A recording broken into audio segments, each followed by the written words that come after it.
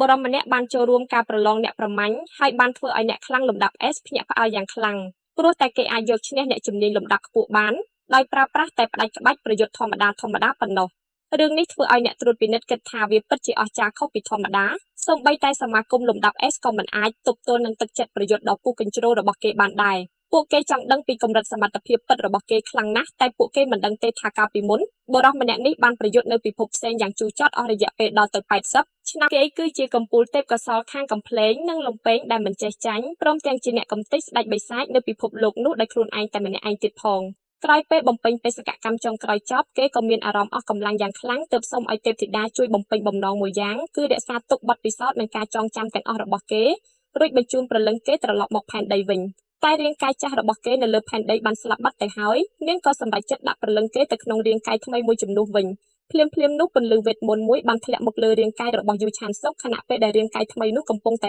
ដកដង្ហើមចុងក្រោយទៅហើយតែទេពធីតានៅតែនឹកសង្ឃឹមថាគេនឹងអាចរស់រានមានជីវិតឡើងវិញម្ដងទៀតពេលបើកភ្នែកឡើងគេក៏ដឹងខ្លួនថាបានត្រឡប់មកផែនដីវិញពិតមែនពិភពលោកមុននោះធ្វើបាបនឹងធ្វើបាបគេមិនឈប់ឈរឡើយប៉ុន្តែទីបំផុតគេបានត្រឡប់មកផ្ទះវិញហើយទោះបីជារាងកាយថ្មីនេះគ្រាន់តែជាក្មេងជំទង់ម្នាក់ក៏ដោយគេសាកល្បងបើកក្បាលរមីនៅទឹកមើលឃើញទឹកស្អាតគ្មានមេរោគហូរចេញមកយ៉ាងងាយហើយគ្រាន់តែចុចកុងតាក់ភ្លើងក៏ភ្លឺឡើងភ្លាមដែរសម្រាប់គេនេះហើយជាវេទមន្តពិតប្រាកដក្នុងលោកចំណែកវេទមន្តដ៏វេទនានៅពិភពមុននោះចុះនៅរក់ទៅហើយអ្វីដែលពិសេសនៅពិភពលោកនេះគឺមានសាច់មាន់បំពងក្តៅដែលគេធ្លាប់ចូលចិត្តញ៉ាំបំផុតរសជាតិដ៏ឈ្ងុយឆ្ងាញ់ពិតធ្វើឲ្យគេរំភើបចិត្តខ្លាំងណាស់នេះហើយទើបហៅថារសជាតិអាហារពិតប្រាកដព្រោះក្នុងរយៈពេល80ឆ្នាំនៅពិភពលោកដ៏ព្រៃផ្សៃនោះគេមិនដែលបានស្គាល់រសជាតិអាហារល្អបែបនេះម្ដងណាឡើយឥឡូវនេះគេអាចរស់នៅដោយរីករាយដូចជាមនុស្សធម្មតាវិញបានហើយតែនៅពេលនោះឯងគេមិនទាន់បានចាប់អារម្មណ៍ពីពន្លឺក្រហមអាសន្ននៅខាងក្រៅទេគេដើរចូលទៅបន្ទប់ទឹកដើម្បីងូតទឹកសម្អាតកាយទោះបីជាពេលនេះយូឆានសុកដាច់ឆ្ងាយពីព័ត៌មានផែនដីខ្លាំងណាស់ក៏ដោ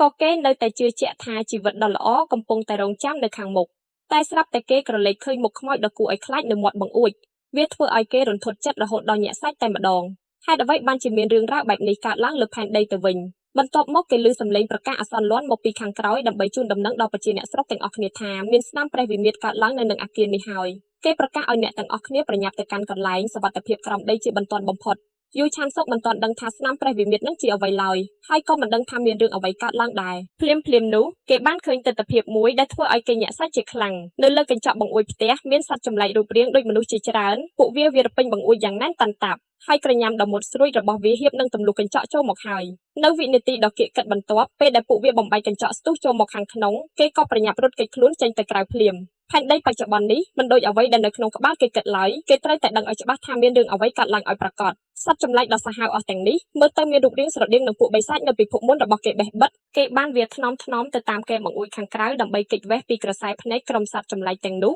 ក្រោយពេលពួកវាដើរទៅបាត់អស់គេក៏លោតទម្លាក់ខ្លួនចេញតាមបង្អួចមកក្រោមគេគិតថាខ្លួនគួរតែទៅកន្លែងសុវត្ថិភាពក្រោមដីដែរហើយក៏ស្រាប់តែឃើញក្មេងប្រុសម្នាក់នៅខាងមុខគេមានបំណងចង់នាំក្មេងនោះទៅជាមួយគ្នាតែបែរជាឃើញក្មេងនោះកាន់ដំបងចង់ត្រឡប់ទៅតតាំងនឹងពួកសត្វចម្លែកនោះទៅវិញ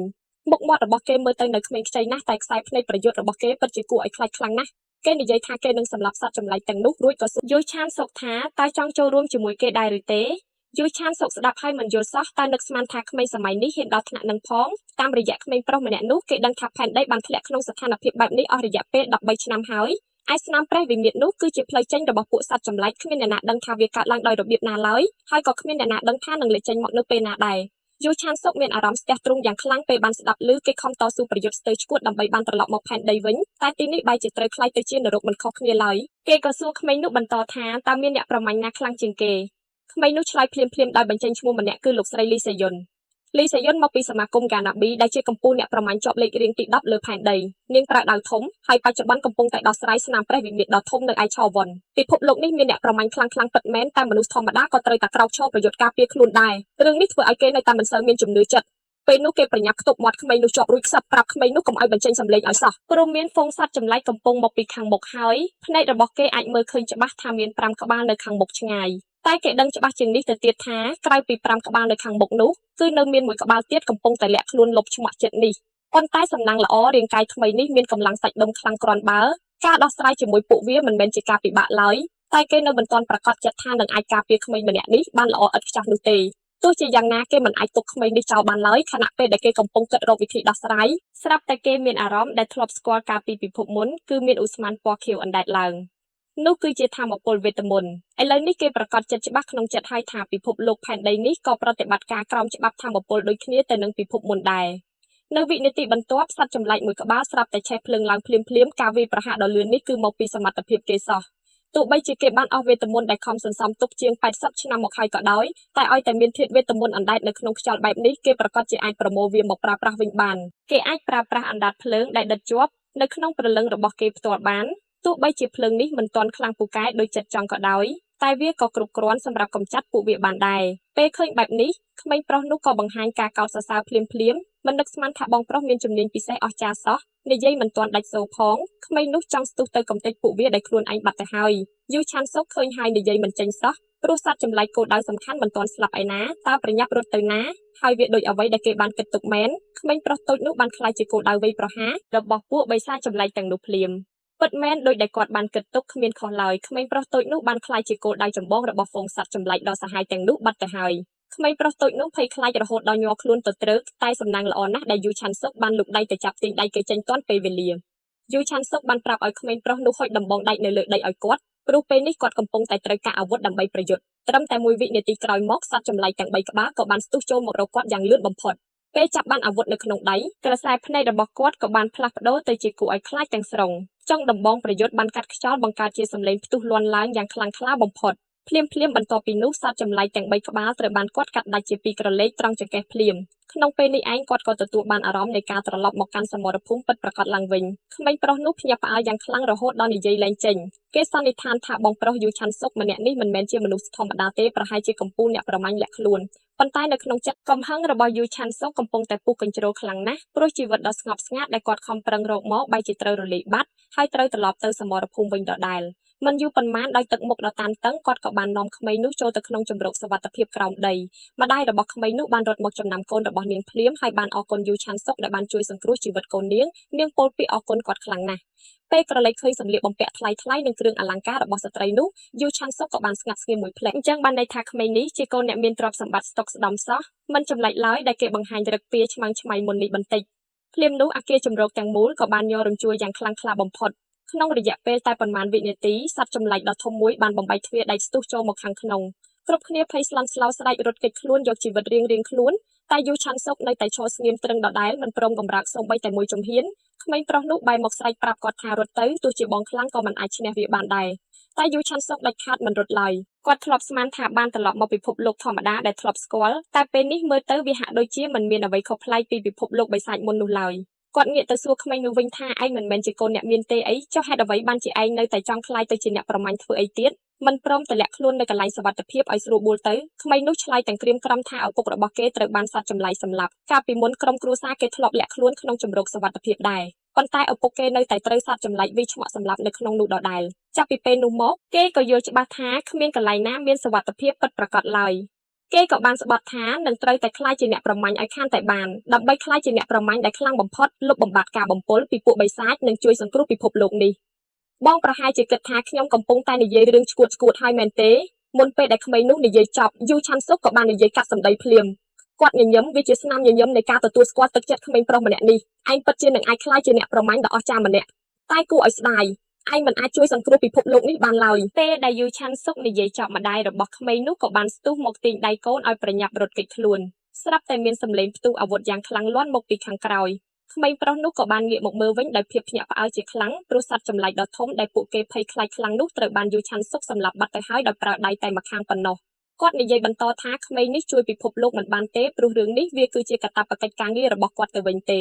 យ៉ាងណាមិញនៅក្នុងពិភពមុនគាត់មានបទពិសោធន៍ដោះស្រាយរឿងបែបនេះច្រើនរាប់មិនអស់ទៅហើយក្រោយពេលដោះស្រាយជាមួយសត្វចម្លែកនៅក្នុងអគាររួចរាល់យូឆាន់សុកបានត្រឡប់ទៅផ្ទះវិញហើយបើកអ៊ីនធឺណិតរកមើលព័ត៌មានលម្អិតបន្ថែមអំពីពិភពលោកបច្ចុប្បន្ននេះហើយគាត់ក៏បានរកឃើញរឿងហួសចិត្តមួយគឺទឹកប្រាក់ក្នុងគណនីធនាគារវាធ្លាក់នៅសល់តែ 3000 វ៉ុនប៉ុណ្ណោះម្ចាស់ដើមនៃរូបកាយនេះកាលពីមុនធ្លាប់ជាបុគ្គលិកក្រុមហ៊ុនដឹកជញ្ជូនតែដោយសារតែការបំពុលពីស្នាមប្រេះវិមាត្រក្រុមហ៊ុនក៏បានកសាយធនហើយរូបគេក៏ត្រូវបាត់បង់ការងារធ្វើដែរខណៈពេលដែលយូឆាន់សុកកំពុងតែគិតខ្វល់ពីរឿងរកលុយកាក់ដើម្បីរស់ប្រចាំថ្ងៃគាត់ក៏បានកលេចឃើញសេចក្តីជូនដំណឹងជ្រើសរើសអ្នកប្រមាញ់ថ្មីក្នុងមួយប៉ព្រិចភ្នែកប៉ុណ្ណោះក៏បានឈានដល់ថ្ងៃបន្ទាប់នៅឯអគារសមាគមអ្នកប្រមាញ់កណ្ដាលថ្ងៃនេះមានការរៀបចំកម្មវិធីប្រកាសជ្រើសរើសដ៏ធំមួយ ការប្រកាសនេះបានទាក់ទាញអ្នកស្វែងរកអ្នកប្រមាញ់មកពីគ្រប់វាលច្រើនគ្នាដែលពួកគេចង់មកស្វែងរកអ្នកថ្មីដែលមានសមត្ថភាពខ្ពស់ដើម្បីនាំយកទៅចូលរួមក្នុងក្រុមតែអ្នកស្វែងរកម្នាក់បានគិតក្នុងចិត្តខកបំណងថាបេក្ខជនទាំងអស់នេះគ្មាននរណាម្នាក់លេចធ្លោសោះសុទ្ធតែជាមនុស្សកម្រិតធម្មតាថបាតែអ្វីដែលមិននឹកស្មានដល់ការជ្រើសរើសនេះថែមទាំងបានទាក់ទាញលីសេយុនដែលជាកំពូលអ្នកប្រមាញ់លំដាប់ថ្នាក់កំពូលទាំង10របស់ពិភពលោកមកដែរគ្រប់គ្នានៅទីនោះពោពេញដោយការកោតសរសើរនិងភ្ញាក់ផ្អើលយ៉ាងខ្លាំងព្រោះមនុស្សល្បីលំដាប់នាងជាធម្មតាអាចឃើញបានតែតាមកញ្ចក់ព័ត៌មានប៉ុណ្ណោះគ្មាននរណាគិតថានឹងបានមកជួបឃើញផ្ទាល់ភ្នែកបែបនេះឡើយពួកគេគ្រប់គ្នាគិតស្មានថាលីសេយុនមកទីនេះគឺដើម្បីមកមើលហានសាំងអេដែលទើបតែបញ្ចប់ការសិក្សាពីសាលាអ្នកប្រមាញ់ព្រោះនាងមានសមត្ថភាពធាតុអគ្គិសនីដ៏កម្រតែអ្វីដែលពួកគេមិនបានដឹងគឺលីសេយុនមិនបានចាប់អារម្មណ៍លើបេក្ខនារីហានសាំងអេនោះសូម្បីតែបន្តិចឡើយយ៉ាងច្រើនបំផុតនាងគ្រាន់តែមើលឃើញថាក្មេងស្រីនោះជាថ្មពិលដើរបានប៉ុណ្ណោះមិត្តរួមការងាររបស់នាងបាននិយាយជួយអន្តរាគមន៍ថាសមត្ថភាពរបស់នាងប្រហែលជាអាចមានប្រយោជន៍ក្នុងក្រុមពេលនោះឯងបរិះដែលឈរក្បែរខ្លួននាងក៏បានលើកដៃរុញវ៉ែនតារបស់គេទោះជាធ្លាប់ធ្វើបានលទ្ធផលល្អឥតខ្ចោះនៅក្នុងសាលាហ្វឹកហាត់ក៏ដោយក៏គង់តែមានអ្នកបរាជ័យជាច្រើនក្នុងការប្រយុទ្ធជាក់ស្ដែងដែរប្រយោគចាក់ដោតនោះត្រូវចិត្តលីសេយុនខ្លាំងណាស់ហើយនាងក៏បានបោះស្ករគ្រាប់មួយគ្រាប់ឲ្យទៅមិត្តរួមការងារម្នាក់នោះនាងនិយាយថានេះជាស្ករសរសើរព្រោះការប្រយុទ្ធពិតប្រាកដនិងការហ្វឹកហាត់វាមិនដូចគ្នាឡើយសម្រាប់សិស្សដែលឆ្លងកាត់តែការហ្វឹកហាត់ប្រព័ន្ធសុវត្ថិភាពគឺពិបាកនឹងសម្របខ្លួនណាស់ហើយហានសាំងអេនឹងត្រូវប្រើពេលយូរទៀតមិនយូរប៉ុន្មានការប្រកួតវាយតម្លៃសមត្ថភាពក៏បានចាប់ផ្ដើមឡើងលីសេយុនបានសម្លឹងមើលទៅលើសង្វៀនដោយក្តីចាប់អារម្មណ៍ដូចជាកំពុងតែជ្រើសរើសចំណីឆ្ងាញ់អញ្ចឹងនាងគិតថាក្មេងថ្មីចូលបង្ហាញសមត្ថភាពប្លែកដែលធ្វើឲ្យខ្ញុំចង់បានឯងមកចោះអ្នកសម្របសម្រួលកម្មវិធីបានស្ងាត់ស្ងៀមភ្លាមពេលឃើញព័ត៌មានបេក្ខជនម្នាក់ព្រោះវាជាមនុស្សដែលមានប្រវត្តិជាជនស៊ីវិលធម្មតាដែលមិនធ្លាប់បានចូលរៀននៅសាលាអ្នកប្រមាញ់ទាល់តែសោះក្នុងពេលជាមួយគ្នានោះដែរយូឆាន់សុកបានដើរទាញខ្សែរ៉ូតឈុតប្រយុទ្ធឡើងយ៉ាងរៀបរយដោយកាន់អាវុធសាមញ្ញដែលសមាគមផ្ដល់ឲ្យនៅក្នុងដៃអ្នកសម្របសម្រួលនៅតែបន្តនិយាយចំអកឲ្យរូបគាត់ដដែលថាតើគាត់ទៅយកភាពក្លាហានមកពីណាទើបហ៊ានឡើងមកលើឆាកនេះហើយបេក្ខជនដែលកំពុងតែឡើងលើឆាកប្រកួតពេលនេះគឺយូឆាន់សុកនឹងឯងសូម្បីតែខ្លួនគាត់ផ្ទាល់ក៏នៅមិនទាន់ស៊ាំនឹងឈ្មោះថ្មីនេះច្បាស់ដែ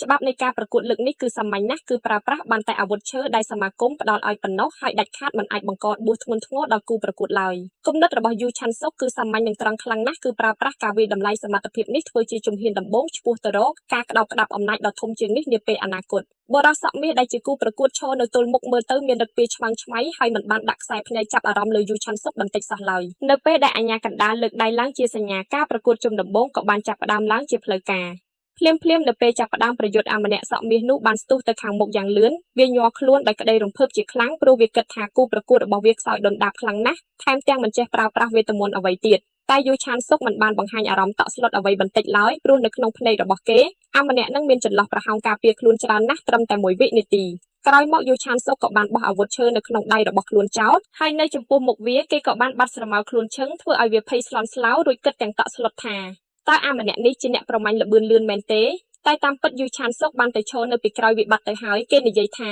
វាជាលំពៃរបស់ឯងអន់ណាស់មិនចាំបាច់ឲ្យខ្ញុំប្រើអាវុធតទល់ទេ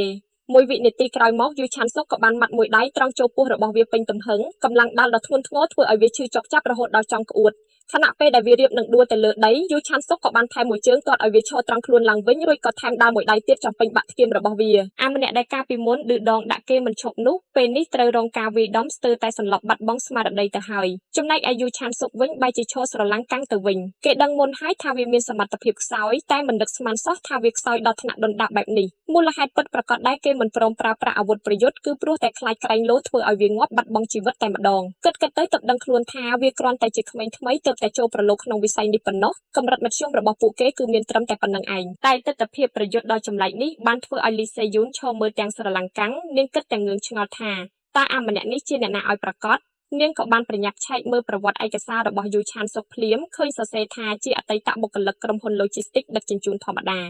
ាមិត្តរួមការងាររបស់នាងនិយាយថាគេពិនិត្យឃើញគ្មានធាតុវេទមន្តនៅក្នុងខ្លួនរបស់ក្មេងប្រុសម្នាក់នេះទាល់តែសោះដូច្នេះដើម្បីឲ្យមានកម្លាំងសាច់ដុំខ្លាំងបែបនេះគឺត្រូវការហ្វឹកហាត់កាយសម្បទាយ៉ាងយូរឆ្នាំបំផុតបើមិនដូច្នោះទេគឺមានតែពឹងលើសំណាងល្អប៉ុណ្ណោះតែនាងដាច់ខាតមិនជឿតាមពាក្យវិភាគរបស់គេឡើយព្រោះនៅក្នុងកែវភ្នែកដ៏មុតស្រួចរបស់លីសេយូនយូឆានសុកហាក់បីដូចជាកំពូលអ្នកជំនាញម្នាក់ដែលមិនព្រមបង្ហាញឬប្រើប្រាស់ធាតុវេទមន្តពិតប្រាកដនៅលើទីលានប្រកួតនាពេលនោះយូឆានសុកបានលើកដៃរឹតកញ្ចឹងក៏ខ្លួនឯងឲ្យស្រួលខ្លួនបន្តិចដើម្បីបង្ហាញពីសមត្ថភាពពិតរបស់ខ្លួនចេញមកគេក៏បានសម្រេចចិត្តបញ្ចប់ការប្រកួតដ៏គួរឲ្យធុញទ្រាន់នេះភ្លាម មួយវិនាទីក្រោយមកយូឆានសុកបានបោះជំហានទៅដល់ពីមុខរបស់វាភ្លាមៗគេលើកដៃឡើងរួចនិយាយថាមិនអីទេខ្ញុំមិនធ្វើឲ្យឯងស្លាប់ទេតែវាភ័យខ្លាចខ្លាំងពេករហូតដល់សន្លប់បាត់បង់ស្មារតីទៅហើយបានត្រឹមតែលើកដៃអង្វរផាំងយូឆានសុកម៉ាត់មួយដៃត្រង់ធ្វើឲ្យវាសន្លប់ស្តុកស្ដឹងតែម្ដងពួកអ្នកតាមដានទស្សនាចាប់ផ្ដើមជជែកវែកញែកពីយូឆានសុកយ៉ាងខ្លាំងចំណែកឯលីសាយុនវិញក៏បានសម្រេចចិត្តច្បាស់លាស់ថានាងនឹងចោះទៅសាកល្បងសមត្ថភាពពិតរបស់គេដោយខ្លួនឯងផ្ទាល់តែម្ដងមិត្តរួមក្រុមរបស់នាងសួរដោយភ្ញាក់ផ្អើលថានាងចង់ទៅណាលីសាយុនឆ្លើយតបយ៉ាងខ្លីតែមួយម៉ាត់គត់ថាទៅជួបប្រធានសមាគមអ្នកប្រមាញ់ព្រោះមានរឿងសំខាន់ត្រូវពឹងពាក់គាត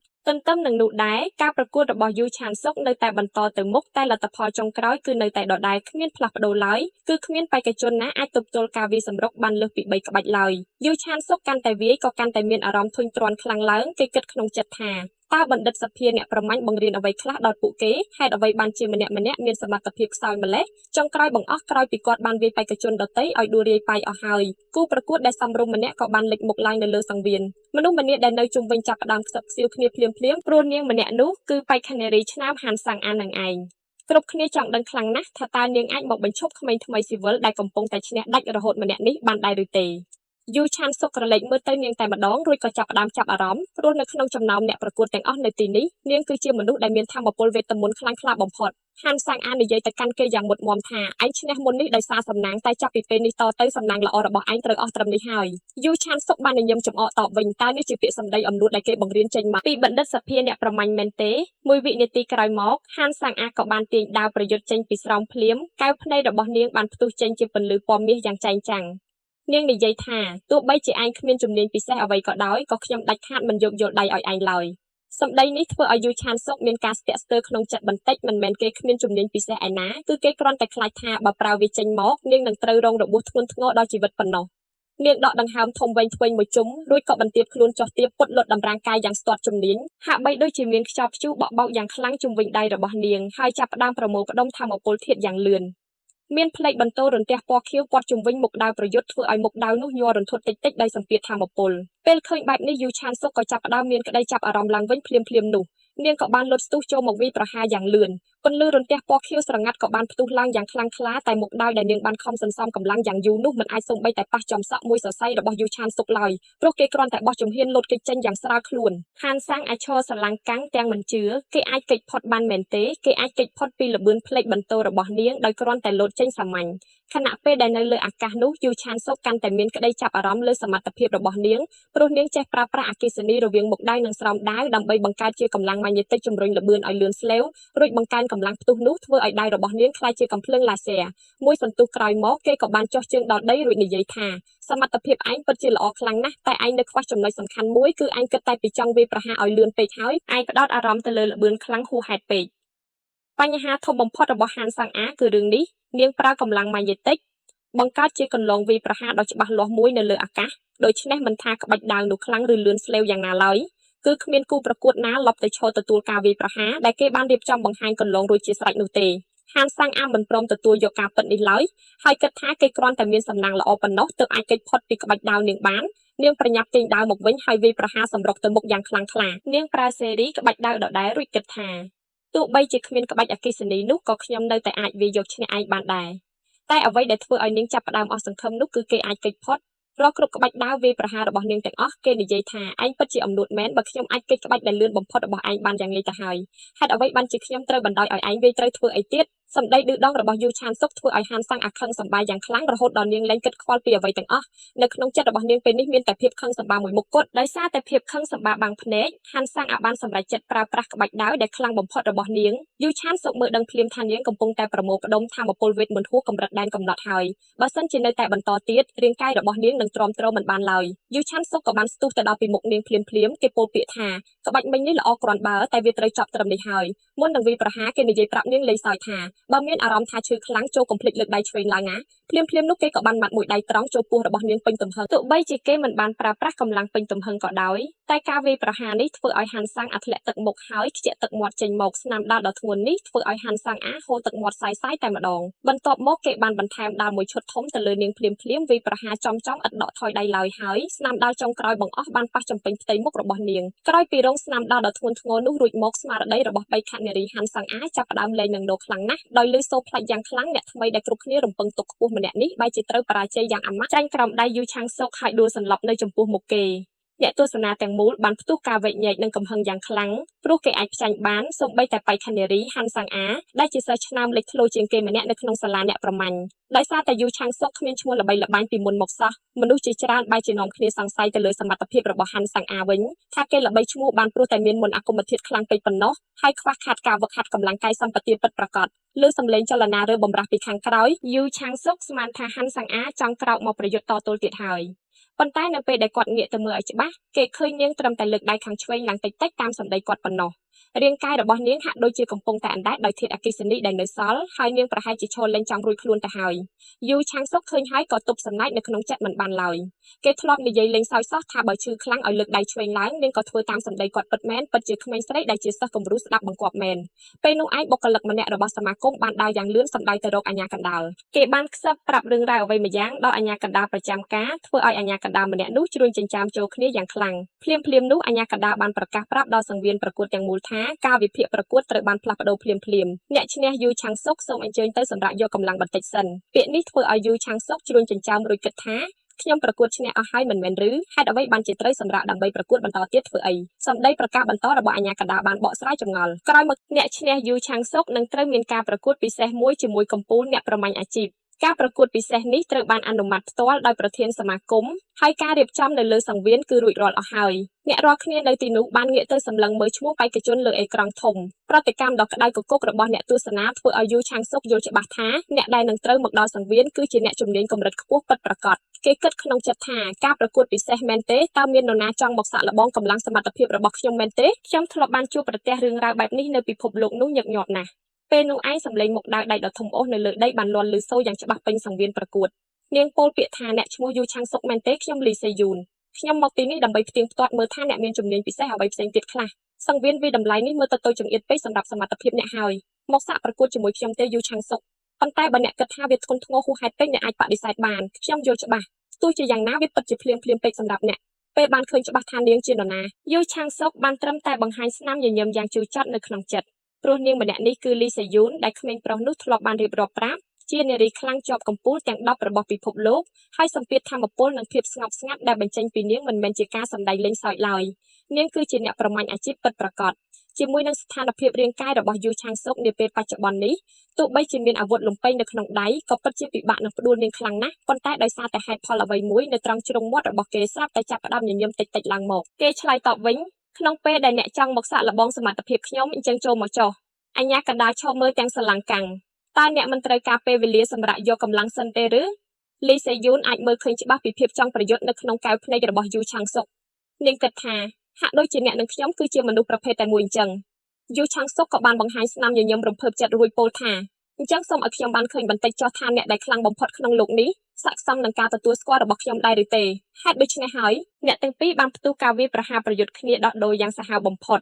ការប៉ះទង្គិចគ្នានៃអាវុធរបស់ពួកគេធ្វើឲ្យអ្នកទស្សនាទាំងមូលឈរស្ងាត់ឈឹងសូម្បីតែអាជ្ញាកណ្ដាលប្រចាំការក៏ត្រូវលើកដៃជូតញើសជុកដែរគេលែងដឹងថានឹងត្រូវរកពាក្យពេចន៍អ្វីមកពណ៌នាពីភាពខ្លាំងនេះទៀតហើយពេលនេះយូឆាងសុកនៅតែអាចទប់ទល់ការវាយសម្រុកដ៏ធ្ងន់របស់លីសេយុនបានដដែលប៉ុន្តែมันមានភាពងាយស្រួលនៅលើផ្ទៃមុខរបស់គេឡើយព្រោះគេអាចដឹងច្បាស់តាមរយៈញៀនថានារីម្នាក់នេះខ្លាំងពូកែណាស់ខ្លាំងរហូតដល់សមត្ថភាពរបស់នាងមិនចាញ់រូបគាត់កាលពីមុនឡើយនៅពេលបន្ទាប់មកទៀតដើម្បីរំដោះខ្លួនរួចផុតពីសម្ពាធវាយសម្រុករបស់លីសេយុនយូឆាងសុកបានបង្វិលដងលំពេងនៅក្នុងបាតដៃយ៉ាងលឿនរួចបង្ខំចិត្តវាយកំទេចការវាយប្រហារដោយមុខដៅរបស់នាងចោលគេបានប្រើប្រាស់កម្លាំងកាយពេញទំហឹងនៅក្នុងពេលវាយបកមួយក្បាច់នេះធ្វើឲ្យលីសេយុនត្រូវបង្ខំចិត្តបោះជំហានថយក្រោយជាច្រើនដងជាប់គ្នាតែលីសេយុននៅតែរក្សាភាពស្ងប់ស្ងាត់នៅលើផ្ទៃមុខបានដដែលនាងគ្រាន់តែចង់សាក់លបងមើលដែនកំណត់របស់យូឆាងសុកប៉ុណ្ណោះហើយនៅមិនទាន់ប្រើកម្លាំងពេញលេញ 100% នៅឡើយទេបើធ្វើការប្រៀបធៀបទៅនឹងពេលចាប់ផ្ដើមប្រកួតដំបូងល្បឿនផ្លាស់ទីរបស់យូឆាងសុកបានថយចុះគួរឲ្យកត់សម្គាល់ខ្លាំងណាស់នៅខណៈពេលនេះឯងយូឆាងសុកបានប្រយុទ្ធតទល់ជាមួយកម្ពុជាអ្នកប្រមាញ់លំដាប់ S ម្នាក់នេះអស់រយៈពេលយ៉ាងយូរក្រោយលក្ខខណ្ឌទៅហើយភាពហត់នឿយយ៉ាងខ្លាំងបានបង្ហាញច្បាស់នៅលើផ្ទៃមុខរបស់គេមិនមែនថាការការពាររបស់នាងគ្មានចន្លោះប្រហោងនោះទេគឺមកពីរាងកាយថ្មីនេះតាមបន្ទាត់ល្បឿនការគិតរបស់គេឡើយលីសេយុនពិតជាមានអារម្មណ៍រំភើបញាប់ញ័រក្នុងចិត្តខ្លាំងណាស់ នាងមិនបានជួបឃើញមនុស្សដែលមានសមត្ថភាពដូចយូឆាំងសុកយូរឆ្នាំមកហើយទោះបីជាពួកគេទាំងពីរមិនស្ថិតនៅក្នុងកម្រិតថាមពលតែមួយក៏ដោយក៏ពាក្យថាអ្នកខ្លាំងពិតប្រាកដគឺស័ក្តិសមនឹងរូបគាត់ណាស់នាងមានបំណងចង់ជាលើកដំបូងក្នុងរយៈពេលយូរដើម្បីប្រយុទ្ធដ៏សាហាវពិតប្រាកដមួយតែនាងក៏បានកត់សម្គាល់ឃើញច្បាស់ថាយូឆាំងសុកចាប់ផ្ដើមអស់កម្លាំងហើយលីសេយូនបោះជំហានដើរទៅខាងមុខហើយនិយាយយ៉ាងស្ងប់ស្ងាត់ថាអ្នកឯងធ្វើបានល្អហួសពីការរំពឹងទុករបស់ខ្ញុំណាស់ដំបូងឡើយខ្ញុំស្មានថាអ្នកឯងអាចឈរតទល់បានត្រឹមតែ5នាទីប៉ុណ្ណោះតែមិននឹកស្មានសោះថាអ្នកឯងអាចនៅតតាំងបានដល់ទៅ30នាទីបែបនេះរាងកាយរបស់នាងបានបង្កើនល្បឿនភ្លាមៗហើយស្ទុះឆ្មក់ទៅខាងមុខយ៉ាងលឿននាងនិយាយថាដោយសារតែអ្នកឯងហត់នឿយហើយខ្ញុំនឹងជួយសម្រួលឲ្យអ្នកឯងបានត្រឡប់ទៅសម្រាប់ឲ្យបានលឿនបំផុតយូឆាំងសុកបានក្តាប់ដងលំពេងនៅក្នុងដៃកាន់តែណែនជាងមុនគ្មានធាតុវេទមន្តសេសសល់នៅក្នុងខ្លួនរបស់គេទៀតឡើយហើយធាតុវេទមន្តដែលនៅក្នុងខ្យល់ជុំវិញក៏ស្ដាងខ្លាំងណាស់ដែរគេដកដង្ហើមធំវែងមួយរួចក៏ធ្វើចិត្តឲ្យស្ងប់ល្អតាមពិតគេមិនចង់ប្រើប្រាស់ក្បាច់ពិសេសនោះតតែសោះតែមកដល់ពេលនេះគឺគ្មានជម្រើសអ្វីផ្សេងទៀតឡើយយូឆាំងសុកបានផ្អៀងខ្លួនទៅខាងក្រោយភ្លាមៗមួយរំពេចដើម្បីត្រៀមខ្លួនទទួលរលកនៃការវាយប្រហារបន្ទាប់របស់លីសេយូនខ្សែភ្នែករបស់គេសម្លឹងមិនដាក់ពីចលនាផ្លាស់ទីរបស់នាងឡើយឲ្យតែនាងមានចន្លោះប្រហោងលេចឡើងទោះបីជាបន្តិចបន្តួចក្តីគេនឹងបញ្ឆេះអណ្ដាតភ្លើងនៃភាពផ្ទុយគ្នាចុងក្រោយភ្លាមនៅខណៈពេលដែលយូឆាំងសុកបញ្ឆេះអណ្ដាតភ្លើងនៃភាពផ្ទុយគ្នាឡើងមកក្តីភ្ញាក់ផ្អើលយ៉ាងខ្លាំងបានបង្ហាញនៅលើកែវភ្នែកលីសេយូនជាលើកដំបូងតែនាងដាច់ខាតមិនថយក្រោយឡើយហើយមុខដៅដ៏ធំរបស់នាងផ្ទាល់បានកាត់ផ្ដាច់សូម្បីតែអណ្ដាតភ្លើងពណ៌ខ្មៅឲ្យរលាយបាត់ទៅជាមួយវាដែរយូឆាំងសុកដឹងច្បាស់ថាការវាយប្រហារនេះមិនចំគោលដៅឡើយហើយក៏ប្រញាប់បោះជំហានដកថយភ្លាមៗដើម្បីរក្សាគម្លាតសុវត្ថិភាពលីសេយូនបង្ហាញស្នាមញញឹមពេញចិត្តយ៉ាងខ្លាំងរួចនិយាយថាការវាយប្រហារអំបញ្ញមិញនេះតាមពិតអ្នកមិនគួរកិច្ចរួចទាល់តែសោះតែអ្នកឯងបែរជាអាចកិច្ចផុតបានទៅវិញហើយតើនោះជាធម្មពលពណ៌ខ្មៅចម្លែកអ្វីនៅលើខ្លួនរបស់អ្នកឲ្យប្រកាសអ្នកឯងចង់ប្រើវាដើម្បីវាយបកមកលើខ្ញុំមែនទេតែខ្ញុំកាត់វាដាច់បាត់ទៅហើយយូឆាំងសុកបើកមាត់និយាយយឺតៗនេះគឺជាអណ្ដាតភ្លើងនៃភាពផ្ទុយគ្នានិងជាការសម្ងាត់ចុងក្រោយបង្អស់របស់ខ្ញុំការដែលខ្ញុំនៅរស់នៅពិភពលោកនោះនេះគឺជាធម៌ពលដែលខ្ញុំប្រើប្រាស់ញឹកញាប់និងទុកចិត្តបំផុតអណ្ដាតភ្លើងពណ៌ខ្មៅនេះមានលក្ខណៈខុសប្លែកពីភ្លើងធម្មតាទាំងស្រុងសម្លៀកបំពាក់របស់ខ្ញុំនៅដដែលក៏ព្រោះតែវាដុតបំផ្លាញវត្ថុធាតុមិនកើតឡើយប៉ុន្តែអ្វីដែលវាអាចដុតបំផ្លាញបានគឺគំនិតអរូបីដែលខ្ញុំបានកំណត់ទុកជាមួយនឹងកម្រិតធម៌ពលដ៏តិចតួចនាពេលបច្ចុប្បន្នរបស់ខ្ញុំនេះខ្ញុំមិនទាន់អាចបញ្ឆេះគំនិតដែលមានចំណុចដុតក្តៅខ្លាំងបានឡើយជាអាចដូចជាអត្តភាពខ្លួនឯងឬការចងចាំជាដើមនិយាយមិនទាន់ដាច់សូរផងយូឆាំងសុកក៏ស្ទុះទៅមុខលំពេរបស់គេបានបង្វិលកាត់ខ្យល់យ៉ាងខ្លាំងក្លាបំផុតទោះបីជាគេកំពុងតែមានអារម្មណ៍អស់កម្លាំងខ្លាំងណាស់ក៏ដោយលីសេយូនភ្ញាក់ផ្អើលយ៉ាងខ្លាំងល្បឿនផ្លាស់ទីរបស់ឯងស្រាប់តែលឿនជាងមុនឆ្ងាយណាស់តើឯងលាក់កម្លាំងពិតមែនទេកាលពីពេលកន្លងមកនេះយូឆាំងសុកមិនបានឆ្លើយតបនឹងសំណួរឡើយគេលោតស្ទុះទៅជិតនាងភ្លាមហើយចាក់លំពេសម្រុកចូលទៅលីសេយូនបើកភ្នែកធំទាំងមិនចង់ជឿនឹងភ្នែករបស់ខ្លួនឯងឡើយនាងគិតទាំងតក់ស្លុតឯងអាចសង្គ្រោះកម្លាំងកាយបានលឿនដល់ថ្នាក់នេះផងតើឯងធ្វើវាបានដោយរបៀបណាមិនទាន់ទាំងនិយាយចប់សេចក្តីផងរាងកាយនាងក៏បានបាត់ស្រមោលចេញពីសង្វៀនប្រកួតឮតែសំឡេងខ្យល់កាត់ដាច់នាងក៏បានលេចមុខមកនៅចំពោះមុខយូឆាំងសុកភ្លាមតែម្ដងដោយល្បឿនដ៏លឿនស្លេវអ្នកទាំងពីរបានវាយសម្រុកតទល់គ្នាទៅវិញទៅមកយ៉ាងសាហាវសំឡេងអាវុធលំពេងនិងដាវប៉ះគ្នាឮលាន់រំពងពេញសង្វៀនតែលីសេយូនកាន់តែវាយតបក៏កាន់តែមានអារម្មណ៍ថាមានរឿងចម្លែកខុសពីធម្មតាធាតុធម្មពលវេទមន្តនៅក្នុងខ្យល់ជុំវិញមានការប្រែប្រួលជាបន្តបន្ទាប់តែធម្មពលនៅក្នុងសង្វៀនប្រកួតមិនមានការថយចុះឡើយគឺមានតែហេតុផលមួយគត់នោះគឺមកពីឥទ្ធិពលភ្លើងនៃភាពផ្ទុយគ្នារបស់យូឆាំងសុកនឹងឯងវាដូចជាយន្តការភ្លើងធម្មតាដែលដុតបំផ្លាញវត្ថុធាតុតែភ្លើងភាពផ្ទុយគ្នានេះគឺដុតបំផ្លាញគំនិតអរូបីដើម្បីបំផ្លាញយកធាតុវេទមន្តមកវិញវាគឺជាយន្តការប្រកួតដ៏អស្ចារ្យយូឆាំងសុកប្រើប្រាស់ធាតុវេទមន្តដើម្បីដុតបញ្ឆេះភ្លើងភាពផ្ទុយគ្នារួចវាបានដុតបំផ្លាញអស់នៅភាពនឿយហត់និងការឈឺចាប់របស់គេហើយបង្កើតទៅជាធាតុវេទមន្តថ្មីមួយទៀតបង្កើតបានជារង្វង់វដ្តធម្មពលដែលគ្មានទីបញ្ចប់ឡើយភាពនឿយហត់ត្រូវបានដុតបំផ្លាញចោលទាំងស្រុងធ្វើឲ្យគេអាចបន្តដុតបំផ្លាញធម្មពលបានតទៅទៀតឯវេទមន្តដែលកើតមកថ្មីក៏បានទៅបង្កាត់ភ្លើងពណ៌ខ្មៅនោះឲ្យឆេះឡើងវិញម្ដងទៀតវិលចុះវិលឡើងដដែលនិយាយឲ្យខ្លីនិងងាយយល់ទៅគឺរូបគេមានសមត្ថភាពខ្ពស់ពូកែខាងសង្គ្រាមប្រយុទ្ធអូសបន្លាយពេលខ្លាំងណាស់ការប្រយុទ្ធកាន់តែអូសបន្លាយពេលយូរកាន់តែធ្វើឲ្យគូប្រកួតអស់កម្លាំងខ្សោយទៅចំណែកឯរូបគេវិញគឺនៅតែអាចរក្សាធម៌ពលកម្រិតដើមបានដដែលហើយអាចបន្តប្រយុទ្ធបានរហូតនៅពេលនោះឯងលីសេយូនបានបោះជំហានចូលចិត្តយូឆាំងសុកហើយបង្វិលមុខដៅធំយ៉ាងលឿនស្លេវសំឡេងដាវលាន់កាត់ខ្យល់យ៉ាងខ្លាំងការកាប់ដាវដ៏ធ្ងន់នោះថែមទាំងបានបំបីធ្លាយសង្វៀនប្រកួតជាពីរតែវានៅតែមិនអាចកាប់ត្រូវជំរូបយូឆាំងសុកឡើយលីសេយូនងើបមុខឡើងសម្លឹងរួចសួរថាឯងនៅចង់បន្តប្រយុទ្ធទៀតមែនទេយូឆាំងសុកបានដើរបោះជំហានចេញពីផ្សែងធូលីដីដែលហុយទ្រលោមហើយក៏បានសើចចិត្តតិចឡើងមកដោយប្រងើយកណ្ដោយគេតបថាខ្ញុំមានបំណងចង់អូសបន្លាយពេលប្រយុទ្ធជាមួយអ្នកតាំងពីដើមទីមកម្លេះហើយចុះឥឡូវនេះអ្នកបែរជាមកប្រាប់ឲ្យខ្ញុំឈប់ប្រកួតទៅវិញអ្នកឯងដឹងច្បាស់ថាខ្ញុំធ្វើបានតើត្រូវទេយូឆាំងសុកបានបញ្ចេញសម្ពាធប្រយុទ្ធដាក់នាងរួចសួរថាអ្នកឯងចូលចិត្តមនុស្សដែលមានចរិតដូចជាខ្ញុំមែនទេ គឺមនុស្សដែលដាច់ខាតមិនចេះស្គាល់ពាក្យថាដកថយឡើយខណៈនោះដែរសញ្ញានៃភាពនឿយហត់បានលេចឡើងក្នុងកែវភ្នែកលីសេយូនតាមពិតនាងបានលាក់កម្លាំងពិតប្រាកដរបស់នាងរហូតមកដល់ពេលនេះដោយគ្រាន់តែប្រយុទ្ធក្នុងកម្រិតធម៌ពលប្រហាក់ប្រហែលគ្នានឹងគេប៉ុណ្ណោះបើសិនជានាងយកចិត្តទុកដាក់ប្រយុទ្ធពិតមែននាងប្រហែលជាអាចបញ្ចប់ការប្រកួតបានក្នុងមួយដៃបាត់ទៅហើយនាងឆ្លើយតបយ៉ាងត្រជាក់ថាខ្ញុំគិតថាគ្មានហ្គីលណាហ៊ានចង់បានមនុស្សដែលមានចរិតមិនចេះដកថយដូចជាអ្នកឯងឡើយព្រោះនៅពេលដែលឈើត្រូវភ្លើងឆេះអស់វានឹងសល់ត្រឹមតែផេះផង់ប៉ុណ្ណោះហើយផេះគឺគ្មានថ្ងៃអាចដុតបញ្ឆេះឲ្យមានអណ្ដាតភ្លើងបានទៀតឡើយដូចគ្នាដដែលភ្លើងភាពផ្ទុយគ្នារបស់អ្នកឯងក៏គង់តែមានកាកសំណល់ផេះដែរនៅពេលដែលអ្វីៗគ្រប់យ៉ាងនៅក្នុងខ្លួនត្រូវដុតកំទេចទៅជាផេះអស់ហើយនោះហើយជានិមិត្តសញ្ញាថាភ្លើងភាពផ្ទុយគ្នារបស់អ្នកឯងត្រូវអស់រលីងពីខ្លួនហើយវាក៏ជាពេលវេលាដែលជីវិតរបស់យូឆាងសុកត្រូវបញ្ចប់ដូចគ្នាលីសេយុនបានងាកទៅមើលនាឡិកាបង្ហាញម៉ោងប្រយុទ្ធគឺ4ម៉ោង17នាទីនៅខណៈពេលនេះឯងយូឆាងសុកត្រូវបានលីសេយុនវាយយកឈ្នះកំចាត់ចោលទាំងស្រុងហើយនាងឈរសម្លឹងចុះមកក្រោមរួចសួរថ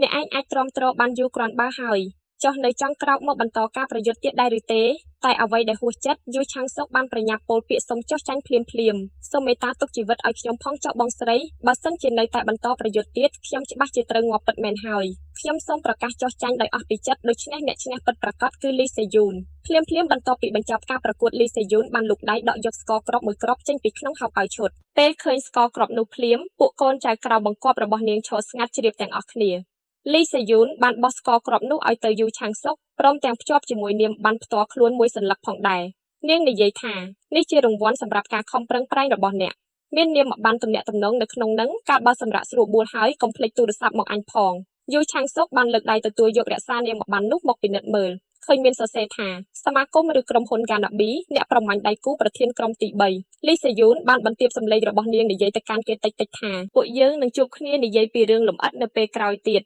ពេលនេះប្រញាប់ទៅសម្រាប់សិនចុះរួចចាំទូរស័ព្ទមកទំនាក់ទំនងខ្ញុ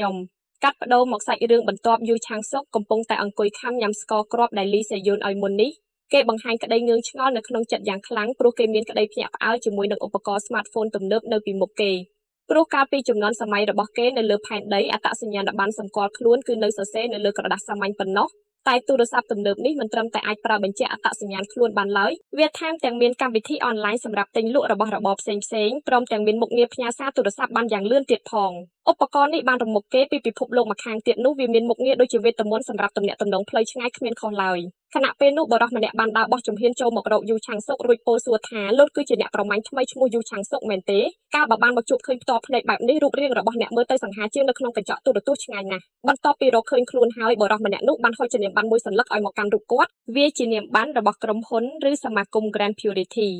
រូបគេមានឈ្មោះថាលោកយូនសុងហ៊ីយុនគោលបំណងមកទីនេះគឺច្បាស់លាស់ណាស់គឺគេចង់មកអូសទាញឲ្យយូឆាងសុកចូលរួមនៅក្នុងក្រុមរបស់គេនិយាយថ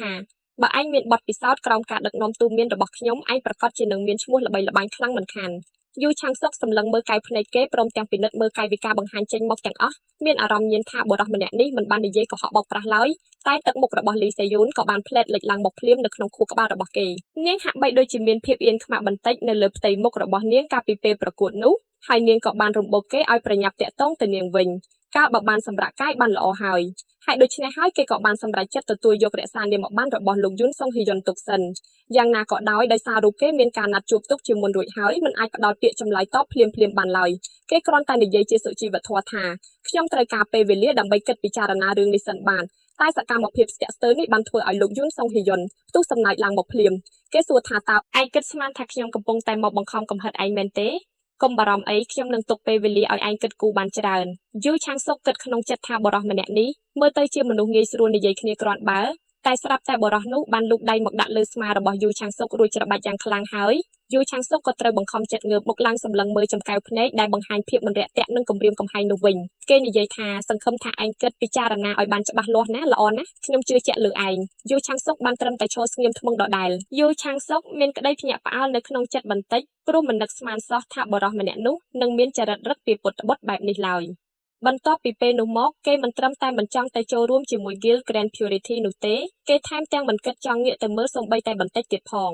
10នាទីក្រោយមកយូឆាងសុកបានប្រើប្រាស់ទូរស័ព្ទទៅរកលីសេយូនភ្លាមដើម្បីសួរនាំថាតើត្រូវជួបគ្នានៅឯកន្លែងណាឲ្យប្រាកដលីសេយូនក៏បានផ្ញើសារអាសយដ្ឋានហាងកាហ្វេ Little Hut ដែលស្ថិតនៅជាន់ទី2នៃអគារសមាគមអ្នកប្រមាញ់រួចប្រាប់ឲ្យគេឡើងទៅរកនាងនៅទីនោះចុះខណៈពេលដែលរូបគេបានដើរទៅដល់កន្លែងជាន់ទី2នោះយូឆាងសុកបានរកឃើញហាងដែលមានផ្លាកឈ្មោះថា Little Hut ពិតមែន ពួកបុគ្គលិកហាងបង្ហាញក្តីរំភើបចិត្តខ្លាំងណាស់ពេលឃើញគេព្រោះពេលនេះគេគឺជាមនុស្សដែលមានឈ្មោះល្បីល្បាញណាស់គេពោលពាក្យស្វាគមន៍ថាសូមស្វាគមន៍មកកាន់ Little Hut បាហាត់តលំដាប់ខ្ពស់ម្នាក់នោះកំពុងតែរងចាំជួបលោកជាយូរណាស់មកហើយពេលឮសំឡេងយូឆាំងសុកដើរចូលមកខាងក្នុងលីសេយុនក៏បានងាកមុខមកពោលពាក្យហៅគេយ៉ាងមានរាក់ទាក់និងធម្មតានាងនិយាយថានាងមិនស្មានសោះថាយូឆាំងសុកនឹងមកដល់លឿនរហ័សបែបនេះឡើយតើមានអ្វីបន្ទាន់កើតឡើងមែនទេយូឆាំងសុកក៏បានរៀបរាប់ពីរឿងរ៉ាវដែលទើបតែបានកើតឡើងមុននេះបន្តិចឲ្យនាងស្ដាប់គឺមានអ្នកចង់មកតាក់ទងទាញខ្ញុំឲ្យចូលរួមជាមួយហ្គីលរបស់គេបុរសម្នាក់នោះមានមាឌធំមហិមាគួរឲ្យខ្លាចណាស់តែលីសេយុនទឹកមុខរបស់នាងនៅតែរក្សាភាពស្ងប់ស្ងាត់ដដែលនាងនិយាយថាមនុស្សដែលអ្នកឯងកំពុងតែនិយាយរៀបរាប់ដល់នោះគឺលោកយូនសុងហ៊ីយុនមកពីសមាគមឬ Guild Grand Purity នឹងឯងដោយសារតែរូបគេបានចេញមុខមកចាប់អារម្មណ៍លើសមត្ថភាពរបស់អ្នកដោយផ្ទាល់ខ្លួនបែបនេះសមាគមឬ Guild ផ្សេងទៀតប្រកាសជាមិនហ៊ានចេញមុខមកធ្វើអ្វីឆ្កុំឆ្គងឡើយយូឆាន់សុកបានលឺហើយក៏សើចតិចសូម្បីតែសមាគមរបស់អ្នកក៏ត្រូវខ្លាចញញើតគេដែរមែនទេបើសិនជាស្ថានភាពពិតជាបែបនេះមែននោះខ្ញុំពិតជាមានក្តីខកចិត្តខ្លាំងណាស់តែអ្វីដែលយូឆាន់សុកមិនធ្លាប់បាននឹកស្មានដល់តតែសោះនោះគឺលីសេយុនមិនមានបំណងចង់អូសទាញរូបគេឲ្យមកចូលរួមនៅក្នុងសមាគមរបស់នាងឡើយនាងសួរត្រឡប់មកវិញថាតើអ្នកឯងគិតយ៉ាងណាដែរបើសិនជាមិនបាច់ចូលរួមជាមួយសមាគមណាមួយសោះដែលមានន័យសាមញ្ញថាធ្វើខ្លួនជាអ្នកប្រមាញ់ឯករាជ្យម្នាក់សម្ដីចាក់ដោតមួយឃ្លានេះបានធ្វើឲ្យយូឆាន់សុកមានក្តីចាប់អារម្មណ៍ភ្លាមគេសួរថានាងមានន័យថានិយាយថាទោះបីជាខ្ញុំមិនចូលរួមជាមួយសមាគមណាក៏ដោយក៏ខ្ញុំនៅតែអាចទទួលការងារបេសកកម្មផ្សេងៗមកធ្វើបានដដែលមែនទេលីសេយុនបានបញ្យល់ប្រាប់ថានាងស្មានទុកមុនហើយថាលោកយូនសុងហ៊ីយុនមុខជាឲ្យយូឆាន់សុកធ្វើការនៅក្នុងតំណែងជាអ្នកប្រមាញ់កូនជួធម្មតាប៉ុណ្ណោះយូឆាន់សុកខឹងហើយទះតុភ្លាមតាអាម្នាក់នោះវាហ៊ានមើងងាយឲ្យខ្ញុំធ្វើត្រឹមកូនជួអន់ហ្នឹងឬបងស្រីចុះតំណែងដែលហៅថាដៃគូអ្នកប្រមាញ់វាគឺជាអ្វីទៅវិញលីសេយុនក៏បានចាប់ផ្ដើមបញ្យល់ពីច្បាប់ផ្ទៃក្នុងឲ្យរូបគេបានយល់ដឹងច្បាស់លាស់អ្នកប្រមាញ់នៅក្នុងសមាគមនីមួយៗគឺត្រូវបានបែងចែកជា3ប្រភេទ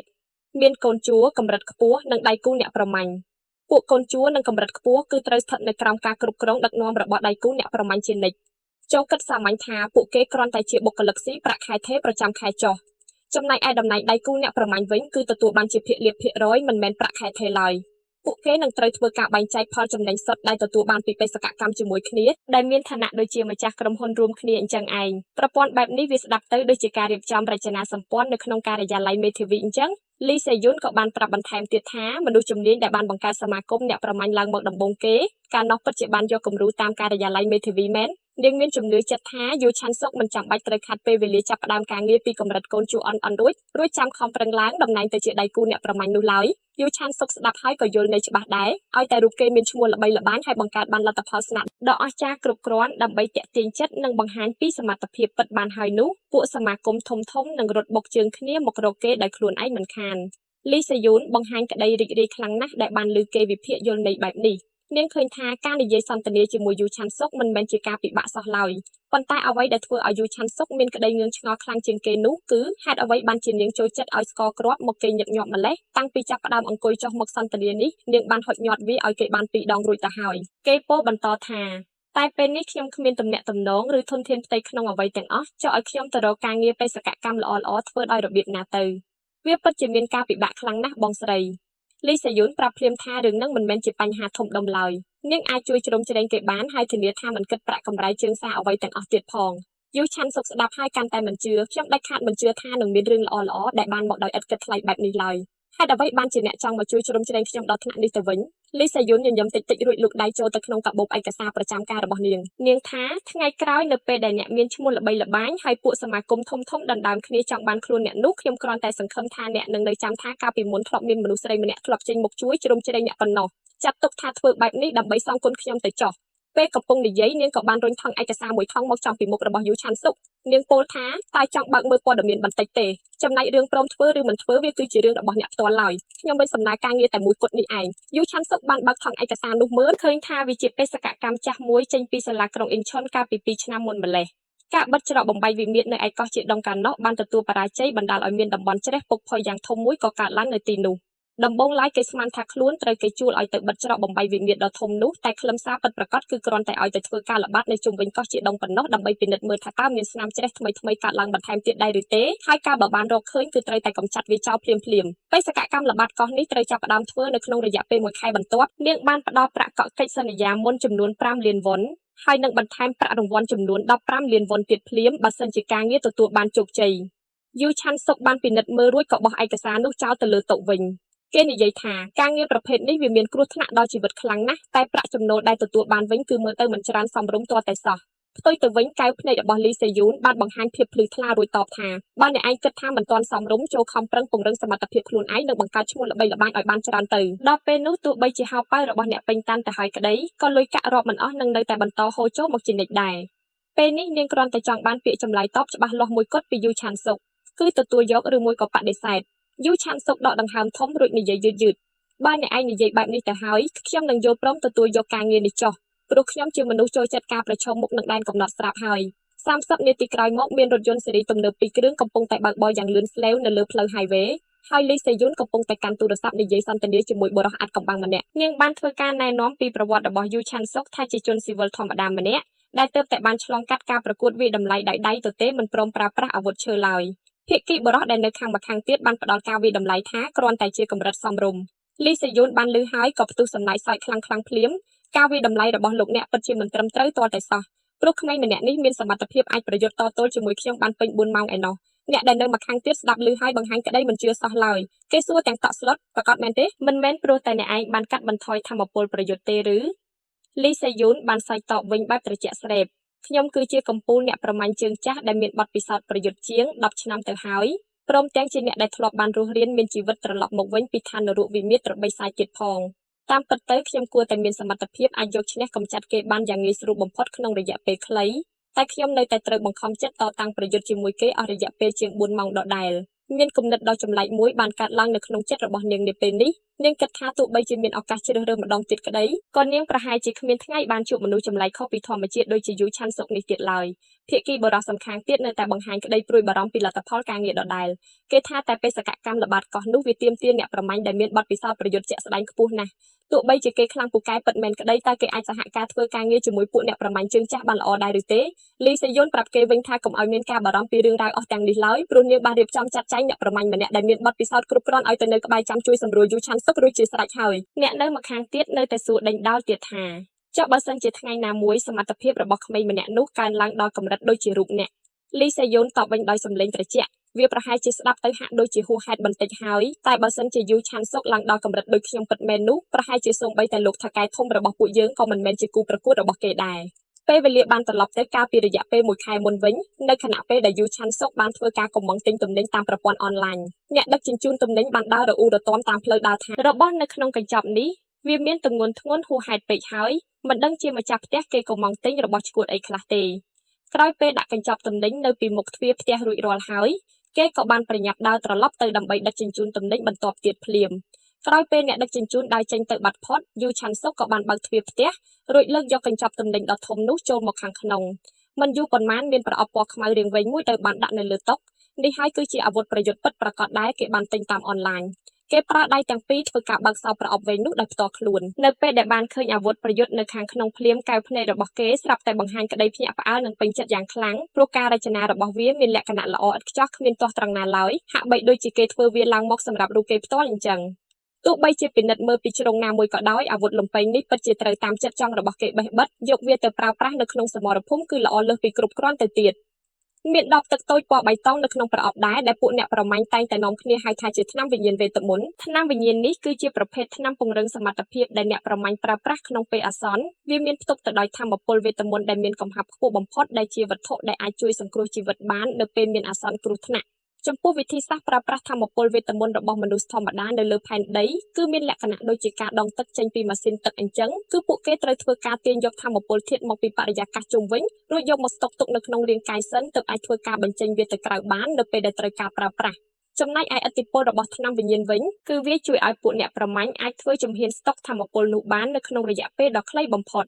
តែវិធីសាស្ត្រប្រើប្រាស់ថាមពលវេទមន្តរបស់យូឆាន់សុកគឺមានលក្ខណៈខុសប្លែកពីគេទាំងស្រុងរូបគេបានធ្វើការរំលងជំហានស្តុកទុកថាមពលនៅក្នុងខ្លួនចោលរួចធ្វើការស្រូបយកដោយផ្ទាល់ហើយបញ្ចេញវាចេញមកភ្លាមៗពីធាតុថាមពលដែលមាននៅក្នុងខ្យល់ជុំវិញអត្ថប្រយោជន៍ធំបំផុតគឺគេអាចប្រើប្រាស់ថាមពលវេទមន្តនៅក្នុងខ្យល់បានយ៉ាងស្រួលព្រោះថាមពលនៅក្នុងខ្យល់តាមទ្រឹស្ដីវិទ្យាសាស្ត្រគឺវាមានកម្រិតគ្មានដែនកំណត់ឡើយហើយបណ្ដាញសរសៃសម្រាប់ស្រូបនិងបញ្ចេញថាមពលនៅក្នុងខ្លួននឹងកាន់តែខ្លាំងក្លាឡើងជាលំដាប់តែចំណុចខ្សោយដ៏ធ្ងន់ធ្ងររបស់វាវិញក៏មានទម្ងន់ធ្ងន់ធ្ងរដូចគ្នាដែរគឺមុនពេលដែលបណ្ដាញសរសៃទាំងនោះអាចវិវត្តខ្លួនបានពេញលេញកម្រិតស្តុកថាមពលផ្ទាល់ខ្លួនគឺនៅមានកម្រិតតិចតួចពេក ពិបាកនឹងបញ្ចេញថាមពលខ្លាំងក្លាក្នុងពេលខ្លីណាស់គេគិតក្នុងចិត្តថាខ្ញុំគ្មានពេលវេលាច្រើនដើម្បីអង្គុយរងចាំការវិវត្តខ្លួនឡើយអ៊ីចឹងមានតែត្រូវបង្ខំចិត្តស្តុកថាមពលទុកខ្លះនៅក្នុងខ្លួនសិនហើយយូឆាន់សុកក៏បានដាច់ចិត្តផឹកថ្នាំវេទមន្តនោះអស់មួយដបក្នុងពេលតែមួយភ្លាមរួចគិតថាបើសិនជាខ្ញុំខំហ្វឹកហាត់ក្នុងកម្រិតនេះឲ្យបានមួយខែពេញខ្ញុំប្រកាសជានឹងខ្លាំងដល់កម្រិតដែលចង់បានមិនខានពេលវេលាបានកន្លងផុតទៅយ៉ាងលឿនអស់រយៈពេលមួយខែពេញនៅឯកោះជាដងក្នុងតំបន់ក្រុងអ៊ីនឈុនមានជួរមនុស្សយ៉ាងវែងបានឈរតម្រង់ជួរគ្នាជាបន្តបន្ទាប់ពួកអ្នកប្រមាញ់ទាំងអស់បានមកចូលរួមនៅក្នុងប្រតិបត្តិការល្បាតនេះបន្ទាប់ពីបានពិនិត្យព័ត៌មានប្រវត្តិរបស់យូឆាន់សុករួចរាល់ហើយពួកបុគ្គលិកសមាគមក៏បានចាត់បញ្ចូលរូបគាត់ឲ្យទៅនៅក្នុងក្រុមល្បាតទី8ភ្លាមយូឆាន់សុកបានដើរបោះជំហានទៅកាន់ផ្លាកសញ្ញាលេខ8គាត់រក្សាភាពស្ងប់ស្ងាត់មិនព្រមមាត់កអ្វីសូម្បីតែមួយម៉ាត់ឡើយចំណែកឯអ្នកដទៃនៅក្នុងក្រុមវិញកំពុងតែនាំគ្នានិយាយជជែកគ្នាអ៊ូអែពួកគេថាប្រាក់ខែនេះប្រកាសជាទទួលបានមិនតិចវុនឡើយសំខាន់នៅសល់តែរឿងចម្ងល់មួយគត់គឺថាតើពេលណាទើបត្រូវចេញដំណើរទៅកោះយូឆាន់សុកកំពុងតែធ្មេចភ្នែកធ្វើសមាធិឲ្យស្ងប់ចិត្តស្រាប់តែឮសំឡេងស្រាលស្រទន់មួយបានហៅឈ្មោះរបស់គាត់ពីខាងក្រោយពេលដែលគាត់ងាកទៅមើលក៏មានក្តីភ្ញាក់ផ្អើលនៅក្នុងចិត្តបន្តិចព្រោះមនុស្សដែលមកហៅនោះគឺប៉ៃខានេរីអ្នកប្រមាញ់ឆ្នាមហានសាំងអេនឹងឯងពេលនេះនាងបានកាត់សក់ខ្លីព្រោះនាងដឹងច្បាស់តាមបទពិសោធន៍ថាសក់វែងគឺងាយនឹងត្រូវពួកបិសាចចាប់បានណាស់នៅក្នុងពេលប្រយុទ្ធជាក់ស្ដែង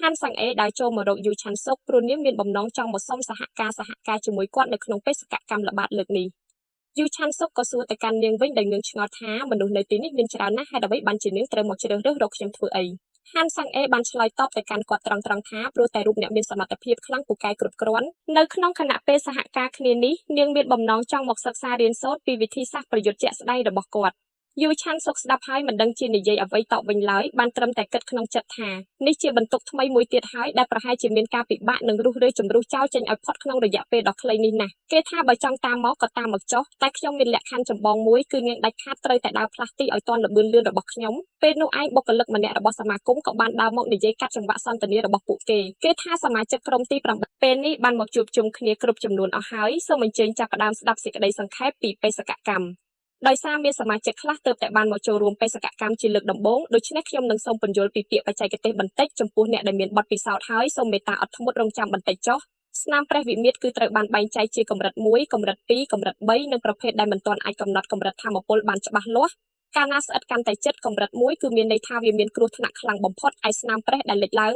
ជាលើកដំបូងបង្អស់នៅក្នុងតំបន់ណាមួយគឺសមាគមនឹងចាត់ទុកវាជាប្រភេទ Alpha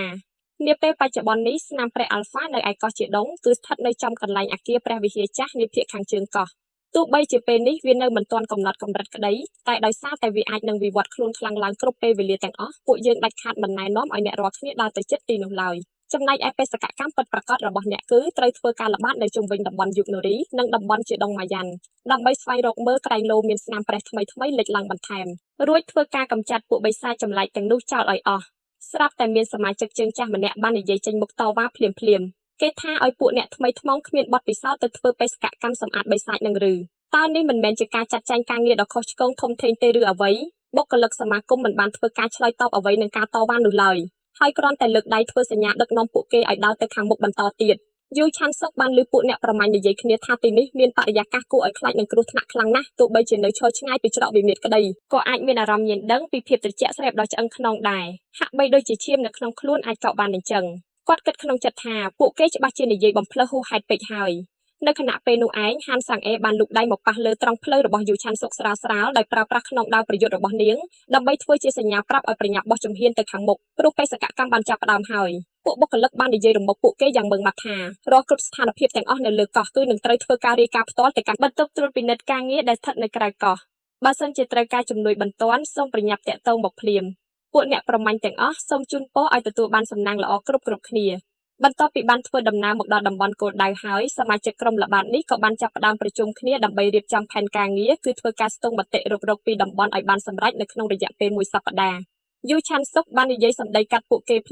លាមគាត់បានលូកដៃទៅចង្អុលទៅកាន់ផែនទី Digital នៅក្នុងទូរស័ព្ទដៃរបស់គាត់គេថាខ្ញុំសូមស្នើឲ្យពួកយើងបង្កើតមូលដ្ឋានទ័ពនៅឯអគារប្រាសាទវៃជូចាស់រួចចាំចាប់ផ្ដើមប្រតិបត្តិការល្បាតចេញពីទីនោះវិញសម្ដីចាត់ចែងនោះបានធ្វើឲ្យសមាជិកជើងចាស់ខ្លះផ្ទុះកំហឹងខឹងភ្លាមគេសួរថាឯងជានរណាឲ្យប្រកាសមិនដែលឃើញមុខសោះឯងគ្រាន់តែជាអ្នកថ្មីថ្មោងមែនទេតើឯងមានសិទ្ធិអំណាចអីមកបញ្ជាឲ្យពួកយើងទៅប្រាសាទវៃជូចាស់នឹងកុំគិតស្មានថាអាចមកបញ្ជាពួកយើងបានតាមចិត្តចង់ឲ្យសោះ យូឆានសុកមិនមានបំណងចង់ឆ្លោះប្រកែកជាមួយពួកគេឡើយហេតុនេះគាត់ក៏បានពន្យល់ពីហេតុផលយ៉ាងច្បាស់លាស់ថាកន្លែងអគារប្រាសាទវ័យជើចាស់នោះគឺអាចមើលឃើញទិដ្ឋភាពជុំវិញតំបន់យុពនរីបានយ៉ាងច្បាស់ឯអគារប្រាសាទចាស់នៅទីនោះទៀតសោតគឺអាចប្រើប្រាស់ធ្វើជាជំរំស្នាក់នៅប្រកបដោយសុវត្ថិភាពបាននោះវាគឺជាចំណេះដឹងយុទ្ធសាស្ត្រមូលដ្ឋានសាមញ្ញបំផុតពួកអ្នកឯងមិនយល់ទេឬអ្វីគាត់មិននឹកស្មានសោះថាការពន្យល់ហេតុផលកាន់តែច្រើនពួកគេបែរជាកាន់តែផ្ទុះកំហឹងខ្លាំងឡើងទៅវិញគេតបថាមានកន្លែងស្នាក់នៅល្អៗច្រើនណាស់នៅខាងក្រោមបើសិនជាទៅលើភ្នំខ្ពស់ហើយត្រូវពួកបិសាចចម្លែកព័ទ្ធជុំវិញពីគ្រប់ទិសទីតើត្រូវធ្វើការដោះស្រាយតាមរបៀបណា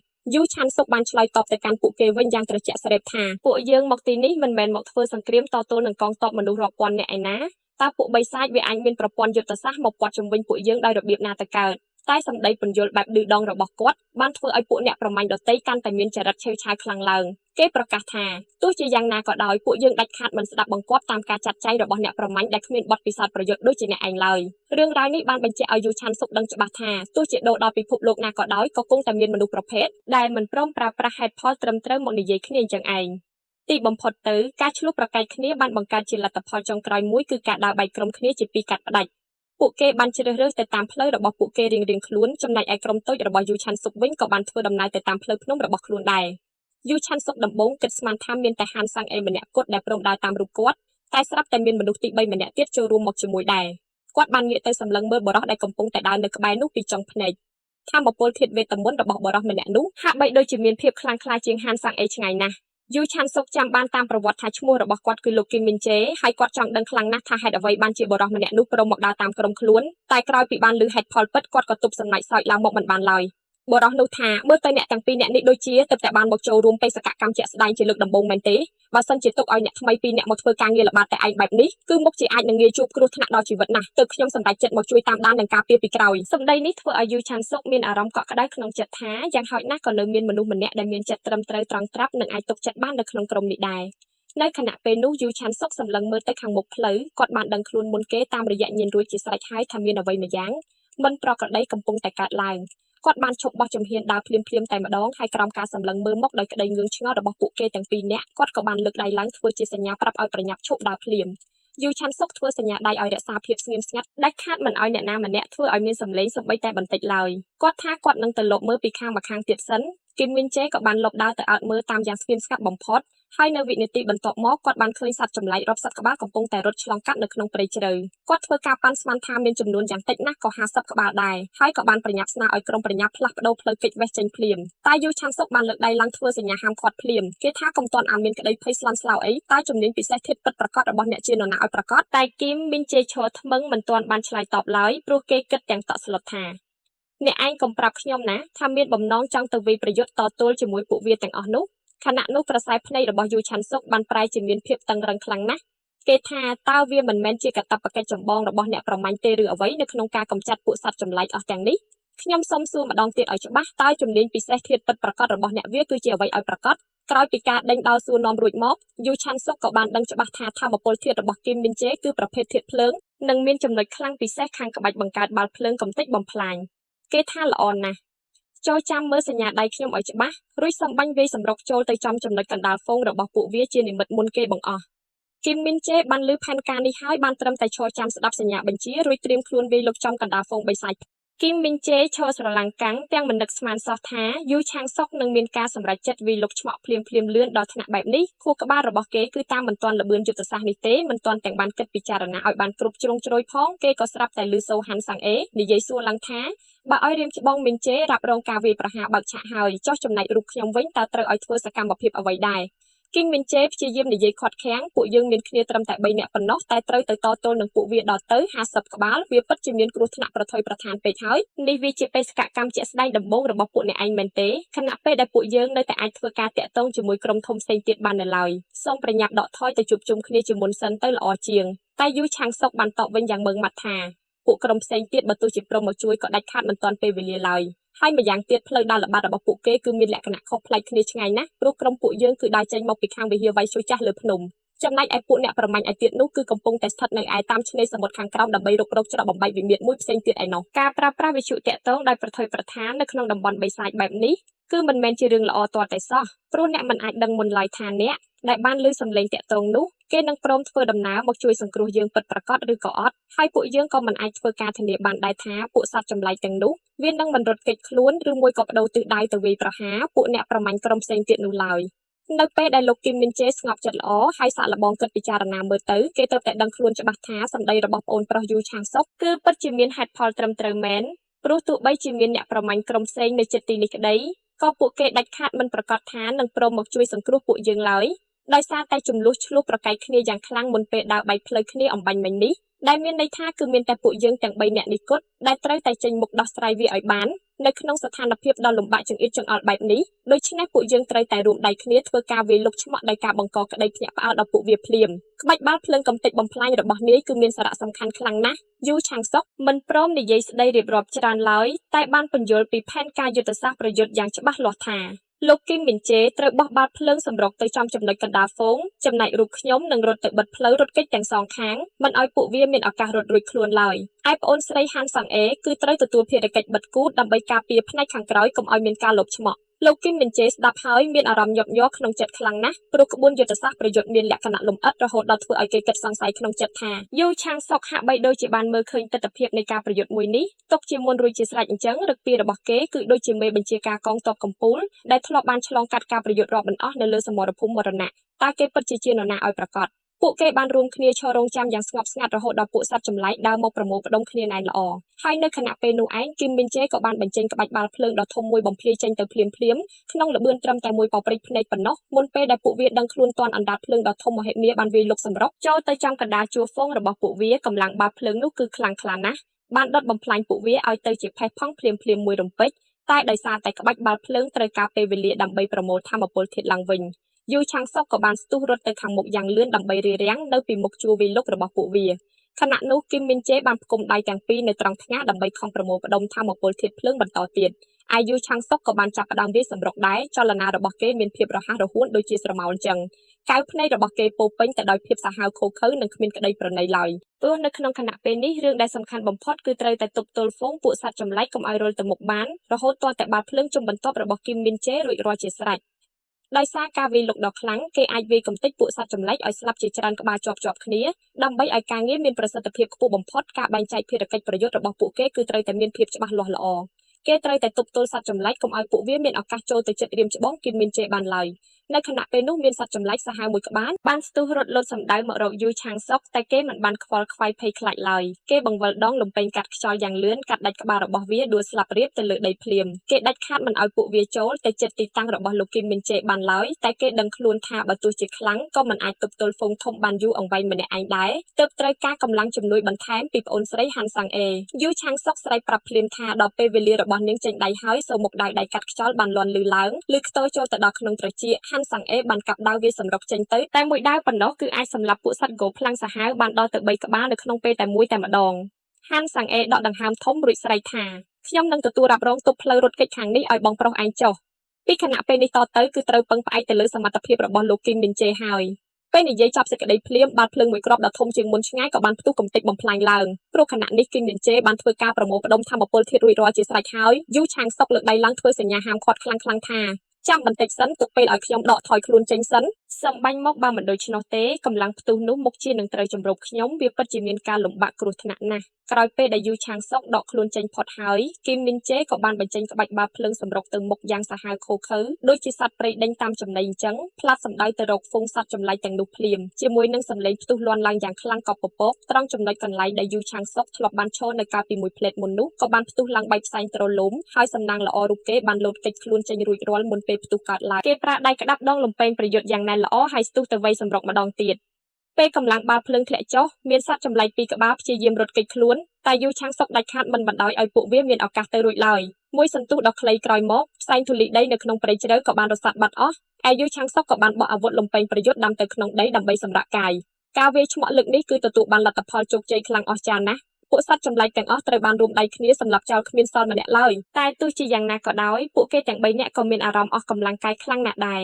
រយូឆាងសុកកំពុងតែមានបំណងចង់ពោលពាក្យសរសើរដល់អ្នកទាំងពីរនាក់ស្រាប់តែគេមានអារម្មណ៍ញៀនញៀនមិនសូវស្រួលពីខាងក្រោយខ្នង ពេលដែលគាត់ងាកក្រោយទៅមើលភ្លាមឃើញលោកគីមមីនជេកំពុងតែលើកកំភ្លើងចង្អុលចំទៅក្បាលរបស់យូឆាំងសុកដោយមានទឹកមុខនិងខ្សែភ្នែកដ៏គួរឲ្យខ្លាចបំផុតតែត្រឹមមួយសន្ទុះដ៏ខ្លីក្រោយមកទឹកមុខរបស់គេក៏ប្រែជាញញឹមឡើងវិញរួចពោលថាជួយបោះជំហានផ្លាស់ទីចេញបន្តិចបានទេបងប្រុសព្រោះអ្នកឯងកំពុងតែឈររាំងផ្លូវការងាររបស់ខ្ញុំបាត់ទៅហើយយូឆាំងសុកឮហើយក៏ស្ងាត់មាត់ឈឹងគេស្មានថាគីមមីនជេមានបំណងចង់បាញ់សម្លាប់គេទៅហើយតើភ្លាមបន្ទាប់ពីនោះមកគីមមីនជេបានចុចបាញ់ពី3គ្រាប់សំដៅទៅលើសាកសពបិសាចវាគឺជាការបាញ់ដើម្បីដាក់ជីប Digital តាមដានទីតាំងនៅលើសាកសពពួកវាគេពន្យល់ថាកាលណាការងារបេសកកម្មបានបញ្ចប់រួចរាល់និងមានប្រព័ន្ធសុវត្ថិភាពល្អហើយក្រុមកំពូលក្រុមហ៊ុនប្រមូលទិញសំណល់បិសាចដែលបានចុះកិច្ចសន្យាទុកគេនឹងធ្វើដំណើរមកប្រមូលយកវាអ្វីដែលហៅថាភ្នាក់ងារប្រមូលសំណល់បិសាចនោះគឺពួកគេសុទ្ធតែជាអ្នកជំនាញខាងដកស្រង់យករបស់របរមានតម្លៃចេញពីសាកសពបិសាចក្រោយពេលដាក់ឈីបតាមដានហើយក្រុមហ៊ុននឹងមកចាត់ចែងដោះស្រាយជាមួយសាកសពនិងប្រមូលយកវត្ថុធាតុដែលមានតម្លៃទាំងអស់យកទៅក្រៅពួកគេនឹងធ្វើការវាយតម្លៃទីផ្សារលក់របស់របរទាំងនោះរួចហើយនឹងធ្វើការបែងចែកផលចំណេញទឹកប្រាក់ជាមួយគ្នាដោយដកកាត់កម្រៃជើងសារខ្លះតាមលក្ខខណ្ឌកិច្ចសន្យាដែលបានកំណត់ទុករួចប្រគល់ទឹកប្រាក់ចំណែកដែលសេសសល់ទាំងអស់នោះទៅឲ្យក្រុមគ្រួសាររបស់អ្នកប្រមាញ់ដែលបានបាត់បង់ជីវិតនៅក្នុងសមរភូមិយូឆាំងសុកសួរទៅកាន់គីមមីនជេថាតើក្រុមកំពូលក្រុមហ៊ុនអស់ទាំងនោះពួកគេអាចទុកចិត្តបានពិតប្រាកដមែនទេគីមមីនជេថាលោកឯងអាចទុកចិត្តបានទាំងស្រុង 100% ឡើយរឿងរ៉ាវសំខាន់បំផុតគឺត្រូវរកក្រុមហ៊ុនដែលមានភាពត្រឹមត្រូវច្បាស់លាស់និងចុះកិច្ចសន្យាការពារទុកជាមុនឲ្យបានរៀបរយជំហានការងារនេះគឺមានសារៈសំខាន់ខ្លាំងណាស់បងប្រុសខណៈពេលដែលកំពុងតែនិយាយជជែកគ្នានោះស្រាប់តែមានសត្វចម្លែកដ៏ធំមួយក្បាលទៀតបានលាក់ខ្លួននៅពីក្រោយដើមឈើធំវាបានឈរសម្លឹងមើលមកកាន់ពួកគេដោយខ្សែភ្នែកសាហាវភ្លាមបន្ទាប់ពីនោះមកសត្វចម្លែកលាក់ខ្លួននោះក៏បានស្ទុះរត់ចេញមកធ្វើការវាយឆ្មក់សម្រុកចូលមកយ៉ាងលឿនហើយធូលីដីក៏បានខ្ចាត់ខ្ចាយពេញគ្រប់ទិសទីជុំវិញខ្លួនពួកគេដោយសារតែកម្លាំងវាយប្រហារដ៏ធ្ងន់ធ្ងររបស់វាភ្លាមនោះឯងយូឆាំងសុកបានលូកដៃទៅចាប់ទាញកញ្ចក់ខ្លួនលោកគីមមីនជេឲ្យរត់គេចចេញផុតពីចំណុចកន្លែងគ្រោះថ្នាក់នោះបានទាន់ពេលវេលា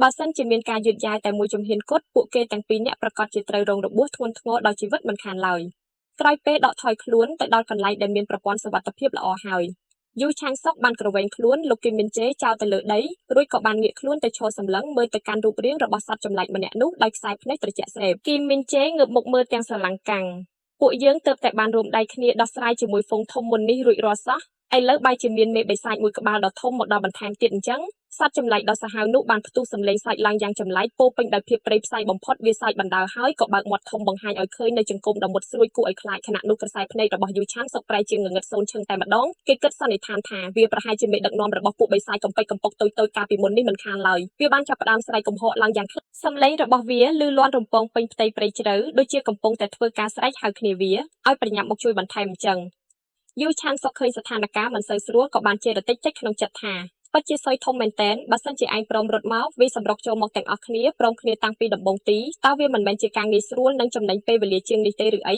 ចុះហេតុអ្វីបានជាបែរជាមកចាំតតាំងប្រយុទ្ធជាមួយពួកយើងទាំង3នាក់នៅពេលនេះទៅវិញតើឯងពិតជាចង់មកស្វែងរកសេចក្តីស្លាប់មែនទេឯមេបិសាចដ៏សាហាវនោះនៅតែបន្តបង្ហាញឫទ្ធិពីសោចំអកឡុកឡើយដាក់គេដដែលហើយយូឆាំងសុកគឺអាចមានអារម្មណ៍ញៀនដឹងបានយ៉ាងច្បាស់លាស់ពីកម្រិតធម៌ពលធាតុវេទិកដ៏ខ្លាំងក្លារបស់វាមានកម្រិតធម៌ពលខ្លាំងជាងពួកបិសាចកំពេចកំពុកមុនឆ្ងាយដាច់ស្រឡះដូចមេឃនឹងដីអញ្ចឹងយូឆាំងសុកបានស្រែកប្រាប់ទៅកាន់មិត្តរួមក្រុមទាំងពីរនាក់យ៉ាងម៉ឺងម៉ាត់ថាដាច់ខាតកុំឲ្យពួកគេចូលមកជ្រៀតជ្រែកនៅក្នុងការប្រយុទ្ធនេះឲ្យសោះទុកឲ្យរូបគេចេញមុខដោះស្រាយម្នាក់ឯងចុះព្រោះបិសាចមួយក្បាលនេះវាមានសមត្ថភាពខ្លាំងពេកហើយបើសិនជាបណ្ដោយឲ្យវាដេញតាមវាយប្រហារអ្នកណាម្នាក់នៅក្នុងក្រុមនោះគឺដាច់ខាតរត់មិនរួចខ្លួនឡើយអ្នកទាំងពីរនាក់បានស្ដាប់ឮហើយឈរស្ងៀមថ្មឹងពួកគេគិតថាកម្រិតគ្រោះថ្នាក់បែបនេះតើមិនគួរតែរួមដៃកម្លាំងគ្នាប្រយុទ្ធវាយសម្រុកទេឬអ្វីយូឆាំងសុកបាននិយាយកាត់បទសម្ដីរបស់ពួកគេយ៉ាងត្រជាក់ស្រេបថាខ្ញុំសូមប្រាប់តែម្ដងនេះគត់ចូលប្រញាប់ថយក្រោយទៅឲ្យឆ្ងាយភ្លាមទៅកុំឲ្យខ្ញុំត្រូវខាតពេលវេលានិយាយពាក្យដដែលដេញដោលច្រើនដងឡើយតើពួកអ្នកឯងចង់ឲ្យក្បាលដាច់ចេញពីខ្លួនមែនទេគ្រាន់តែបានស្ដាប់ឮពាក្យសម្ដីដ៏ម៉ឺងម៉ាត់លាយឡំនឹងសម្ពាធប្រយុទ្ធនេះភ្លាមអ្នកទាំងពីរនាក់ក៏មានអារម្មណ៍រឹងខ្លួនស្ងាត់ឈឹងព្រោះវាមានភាពខ្លាំងក្លាហើយបង្ហាញភាពពិតប្រាកដនិយមខ្លាំងណាស់យូឆាំងសុកលូកដៃទៅកាន់ដងលំពេងប្រយុទ្ធឲ្យណែនល្អរួចនិយាយបន្តថាចូលស្ដាប់បង្គាប់តាមសម្ដីរបស់ខ្ញុំហើយប្រញាប់ចាក់ចេញពីទីនេះភ្លាមទៅព្រោះការទុកឲ្យខ្ញុំនៅប្រយុទ្ធតែម្នាក់ឯងគឺវាមានភាពងាយស្រួលជាងច្រើនដោយសារតែខ្ញុំអាចប្រើប្រាស់កម្លាំងសមត្ថភាពពិតបានពេញទំហឹង